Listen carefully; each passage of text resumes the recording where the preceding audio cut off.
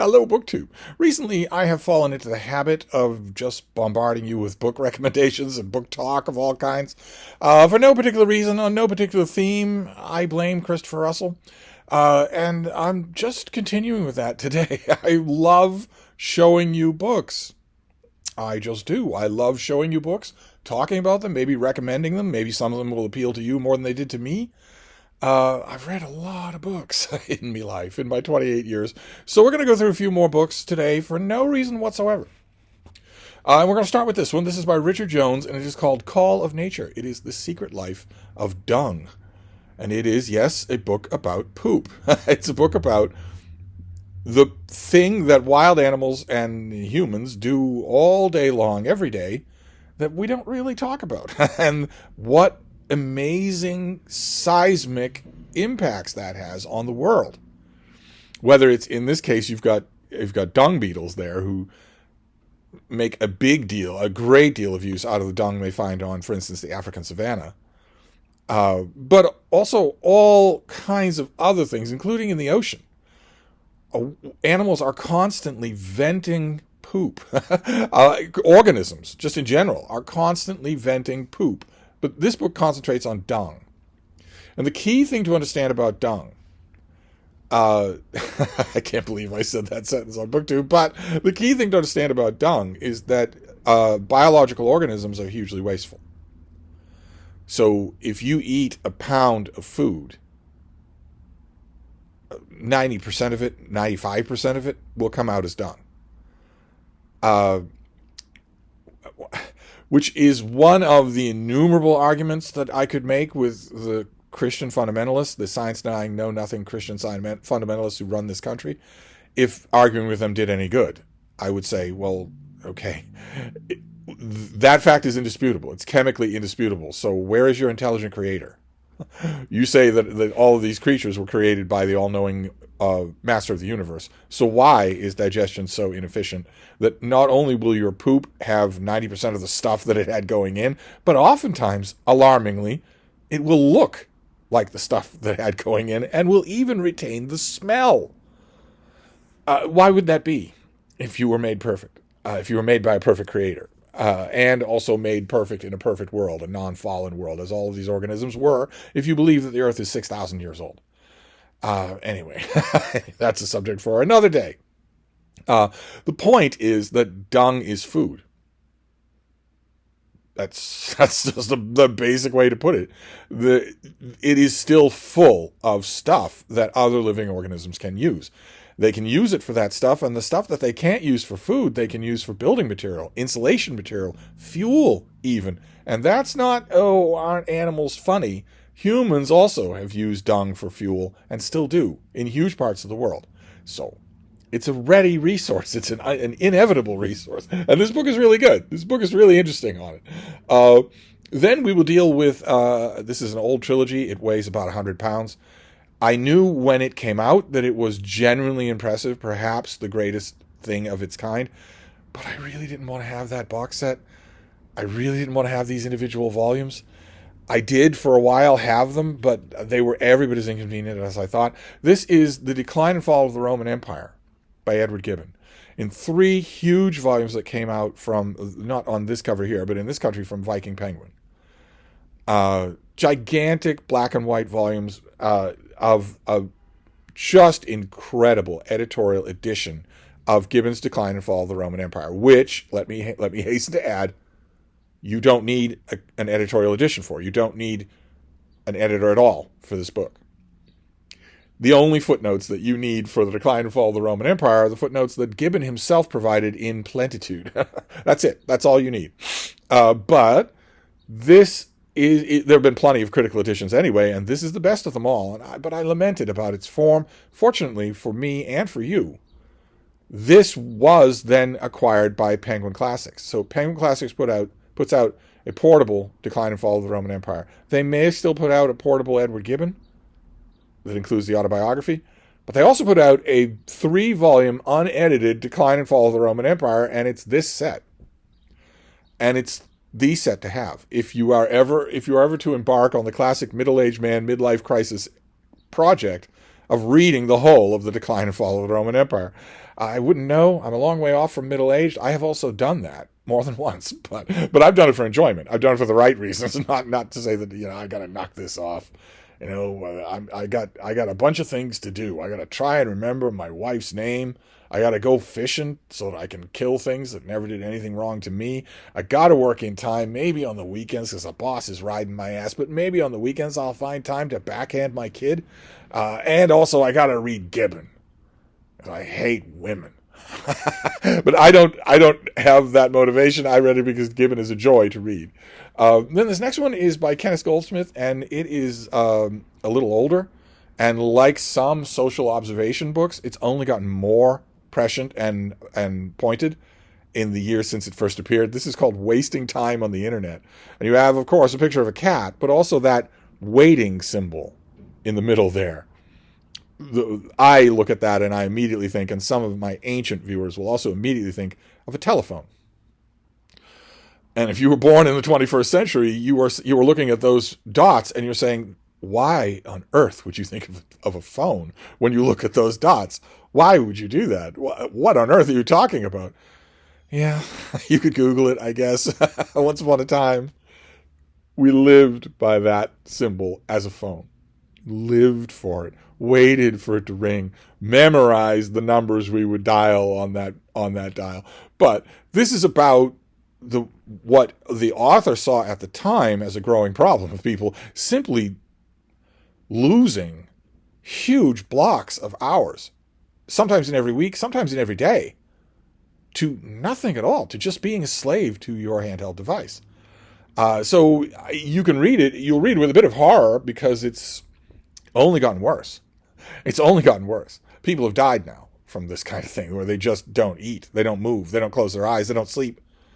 And then they just die. They deteriorate and then die. And although you can snicker at people dying from this, you're not much better yourself. Okay, Seymour?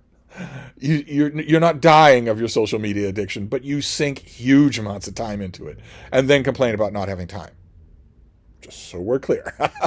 This next one is by Edward Delaney. This has come and gone. I am not going to go into my existential crisis about what happens with contemporary fiction when it comes and goes. I'm not going to go down that rabbit hole. But this book has come and gone. I'm pretty sure that it's out of print. I'm sure that it will never be back in print. I doubt that libraries have it. So where is it? What happened to it? What was it? This is called Broken Irish. And it's his novel about an area of Boston called South Boston that was for a long time heavily Irish. It was a heavily, thickly Irish place. It has lettered streets, A, B, C, D. It goes all the way to the water. It has big old brownstones and also rat trap apartments. It has lots and lots of side streets full of homes. It was once upon a time full of churches, and it was heavily, heavily Irish. In every sense of that word. Now, I say was. I'm using the past tense here because South Boston was destroyed and then gentrified. It was laid waste by one man who turned a big metal spigot and unleashed a flood of drugs and gang corruption into South Boston. A flood of it, a tsunami of it, more than the cops could withstand, more than ordinary citizens could withstand, certainly more than hardworking mothers trying to get their kids to school could withstand. Literally one man did that, laid waste to that entire area of Boston. And once it was laid waste, the developers moved in.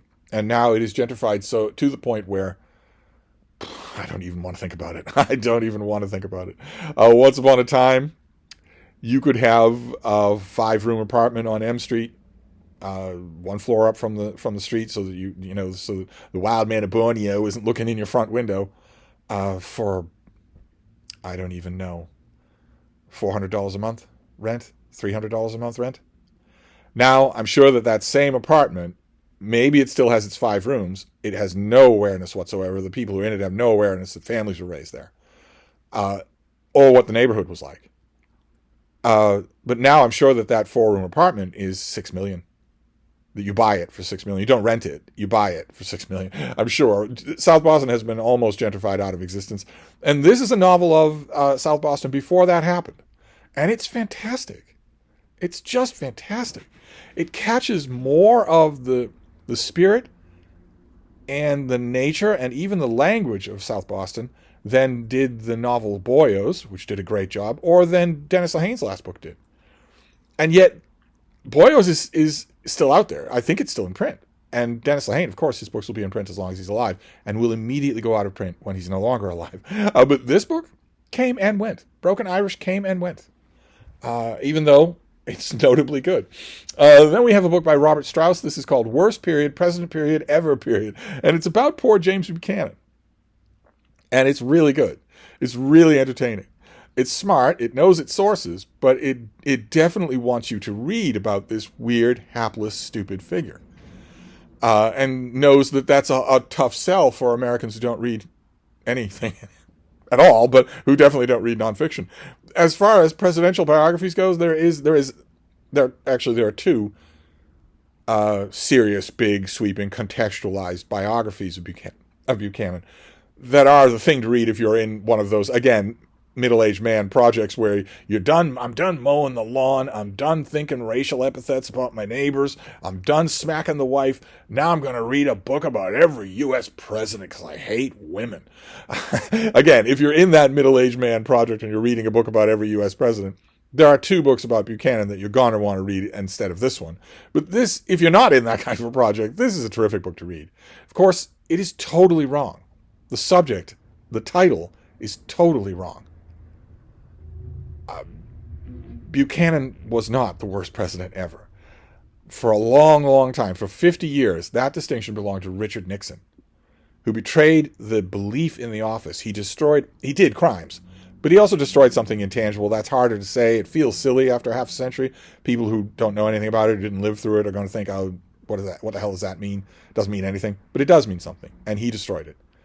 And neither Buchanan nor Richard Nixon would ever have dreamt in a million years of selling state secrets to the Russians, of organizing for months, planning for months on end, organizing, actively inciting an armed insurrection to overthrow the government. They wouldn't have dreamt, they wouldn't even have crossed their minds that as a sitting president you could do that you could be an active traitor to the United States of America, selling United States state secrets to foreign dictators for money, just for money. It would never have occurred to them to be that evil. So the title is wrong, but the book is incredibly entertaining. So worth your time. Then we have a novel. This is by David Rosen. Again, I will not go down the rabbit hole. I have no idea if this author has written anything else. I have no idea if this book is remembered. The cover that I pulled off the internet says that in 2012 it was an MTV series. How's that for a blast from the past? I don't know anything about that series, but the novel is quite entertaining. The novel is quite good. It's called I Just Want My Pants Back. And it's about the main character is someone who will be very familiar, even now, a decade later, he'll be very familiar to a lot of young men today who read this book, in that he is feckless, directionless, prone to whining, prone to substance abuse to a far greater extent than he would even admit to himself, let alone on a survey. And he goes out to the dating scene. You humans, I just don't understand you at all. He goes out to the dating scene, and it's usually soulless and dumb or fruitless. And at one point, he encounters a woman that quite literally knocks his socks off. And afterwards, she, what we would call, ghosts him. She disappears. He has all her contact information, but she won't respond to him. He felt something memorable, not just physically, and kind of wants to know, what was that? Was that memorable for you too? Is there any chance that there's something here? But she won't respond in any way. Eventually he has to sink to the point of saying the title of the book. But what follows from there is intelligently done. I really like this novel. No idea if anything more has come of it. Okay, then then we go to nature writing. And I don't remember off the top of my head if this ever had a U.S. release. But it's beautifully done. It's worth a hunt if you like nature writing. This is by Rob Cohen, and it's called Common Ground, Encounters with Nature at the Edge of Life. And what this is mostly about is the same thing we've seen on a few other Hedgehog recommendation videos, which is life in the liminal spaces. Life that is, you're not going out on safari to find these things. and they're also not living under your couch. They are the animals, the non-human animals that colonize the interstices of our human settlements, our cities, our towns, our suburban tracts, and whatnot. This book is mainly concerned with those animals, with the animals that share our common ground. And I love books like that. Of course, I do. I have paid my dues. A long time ago, I went out looking in those great wilds. I went out traveling and saw animals out in the outer world. But I and most people mostly encounter animals this way. So finding a book that's this poetically written about it is just wonderful. You probably do too. Then we have a biography. This is by Linda Lear. This is her biography of Beatrix Potter, A Life in Nature. This book came out in a 5-year span where there are, I think, 3 major mainstream publisher releases of biographies of Beatrix Potter. And this is the best one, the most sensitive one, and also the best with the literature. And also the best with, you say literature, is you probably snickered because she wrote mostly little ditties for children. But this is also good with the literary side of her life. Because, Peter Cottontail is not a nice simple tale for children, but she had a literary work. She had literary income to handle. This manages to, despite the frou-frou cover there, it manages to make her a real person and a real artist, which is great.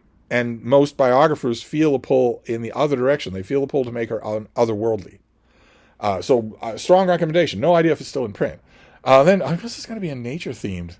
No, not really themed because they're bouncing all over. But this next one is by Nancy Rose. This is The Secret Life of Squirrels. I can't recommend this enough as a palate cleanser of a book or a just perfect book for when your reading or your life is just knocking you sideways and you want a just perfect book to just stop it all for a minute. Because these are pictures of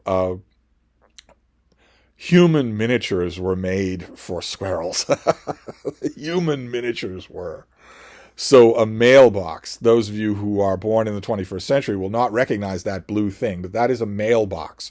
We used to put letters in that box, and then a guy would come along and empty the letters out of that box and drive them to their recipients or to a sorting facility, and they would be sent on their way to their recipients. And that was how we communicated. That was email. But it's just one of many miniatures in this book. There are everything you could think of: a business office, a picnic table, a kitchen, bedroom, and there's nothing coercive. The squirrels just investigate these places. It's just someone is very careful with the photographs to be ready to get the right shot. It's wonderful. Then we have, this is by Bill Adler. This is a classic of nature writing, but of a very combative kind. I have had 2 editions of this, but I found the cover of the 3rd edition, which I have never seen. I do not have a copy of the 3rd edition. This is his book, Outwitting Squirrels. This is the 3rd edition, revised and even craftier. And like the 1st edition and like the 2nd edition, this is full of black and white photos. It's full of strategies for outwitting squirrels to get them to stop eating from your bird feeder. To get them to stop eating from your bird feeder, essentially. To get them to stop doing a lot of other things, too, that they do. And like the 1st edition and like the 2nd edition, the 3rd edition, which I have read electronically, comes to the same conclusion, which is that you can't. That squirrels are, in fact, when it comes to dastardly invention, simply superior to humans. They simply are. You cannot come up with something that will permanently outwit them, no matter what. And a lot of money and ingenuity has been spent on trying to do this. Bird feeders that are on the top of a pole, but the pole itself is an outer casing that spins if anything touches it, or that coats itself in oil if anything touches it. The squirrels found a way around it. They always do. This is delightful, especially if you are in a permanent war with squirrels. I have had very active squirrels here at Hyde Cottage who realized right away what almost every animal in the neighborhood realizes eventually if they give themselves half a chance, which is that I am your friend. I'm not your enemy. I don't care. I'm not saying, oh, you have to stay off my lawn. I'm not saying, oh, you creep me out. Not anything like that. Whether you're inside the house or out. I'm not like that at all. I'm a perfectly good neighbor. In fact, I'm a little nosy. as a neighbor told me just yesterday, I'm a little nosy. In a good way. She was smiling when she said it, but still. When I can get a non-human animal around here to understand that, Well, then I try to get them to understand that. My sparrows understand that, but they don't give a crap. They're too busy fighting each other. But I've had squirrels that did that came right up to the window for food, or that even rapped on the window for food.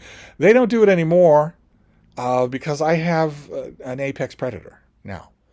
And for 6 years, 7 years, I had two stately older dogs who then became very old and sick and white-faced and blind, unable to move. I had to help them up. I had to help them up onto furniture. I had to help them up down off furniture. And the animals around here, the mice inside the apartment, but also every animal in the neighborhood realized that. It was unavoidable. At the end of my girl's life, it was unavoidable. You just had to look at them. Traffic would slow down so people could look at them. They were ancient. They were no threat to anybody. But now, Frida is tiny, and I know you all think she's adorable, and she is adorable. But she's also a killer. She's killed 2 chipmunks and 47 mice in her life. Savagely. In a blur of motion. To a degree of savagery that I did not expect, and it still jars me a little. And every animal, she also goes after animals when we're out on walks, but she's on a leash, so she can't quite reach them. But they know a predator when they see one. You might think of it as cute as a button little dog. They see an apex predator. Definitely they do. Something that wants to kill them. And not even to eat them. She's not interested in eating them. She's just hardwired to kill them. And so they don't come anywhere near. They've even stopped visiting the back window. They don't do anything of the kind. They don't want anything near this creature. And it's going to take them a while to realize that that's not true anymore. Unfortunately, it's going to break my heart when it happens, but it's going to take them a while. I am seeing the beginning scenes, the beginning moments of it. Frida is much more willing now to just hang out on the couch. If we go outside, well, she's happy to go outside. But the idea is less and less hers. But anyway, we'll move on to the next book. These videos go on forever if I don't do that. So this next one is a Bernie Gunther novel. I have recommended Bernie Gunther on this channel many, many times. There's a collection, an anthology volume of his first 3 appearances. These are novels by Philip Kerr. And his first 3 appearances are short novels. They were collected, I forget who did it, in a trade paperback called Berlin Noir. And those introduce you to Bernie Gunther, who is a cop in a Germany that is overrun by the Nazis. And he still believes in right and wrong, and he still believes in solving murders. And Berlin Noir was a bit of an underground hit. I always modeled it at my bookstore. I always did. I always said, we can't be without this. I know it looks to you, if you don't read, it looks to you like just an ordinary piece of backstock, but these are great. So I always want to have this. And Philip Kerr went on to write other Bernie Gunther novels. And they got more and more, the word of mouth about the series grew, how great it is. So I'm happy to say that before he died, he got to be a success. And the amazing thing about the Bernie Gunther novels, really, is that you absolutely do not need to read Berlin Noir. You absolutely do not need to read these in order. So I'm recommending here on this Hedgehog video, I'm recommending Prussian Blue, a big fat Bernie Gunther novel. I think this might be the longest Bernie Gunther novel that takes place in the 1950s, after he's managed to survive the Nazis, when he's dealing with East and West Berlin and the Stasi, and it's wonderful. And I don't know, I've tried to, I'm due for a reread of this whole series, but I have tried to analyze how Philip Kerr does it. How he manages to make every one of these books feel like the first time without exposition dumps. And I do not know how he does it. It's magical. But you can read Prussian Blue without, don't let the knowledge that there are other books in the series bother you, because you can pick this up. You will love it. You will love it. You will love Bernie Gunther as a character. So anyway, that is it. That is some more random ass book reviews for book recommendations for you. No idea what this series of videos is, but I imagine we'll keep going. You seem to like them, so I'll wrap this up for now, and I'll be back. Thank you, BookTube.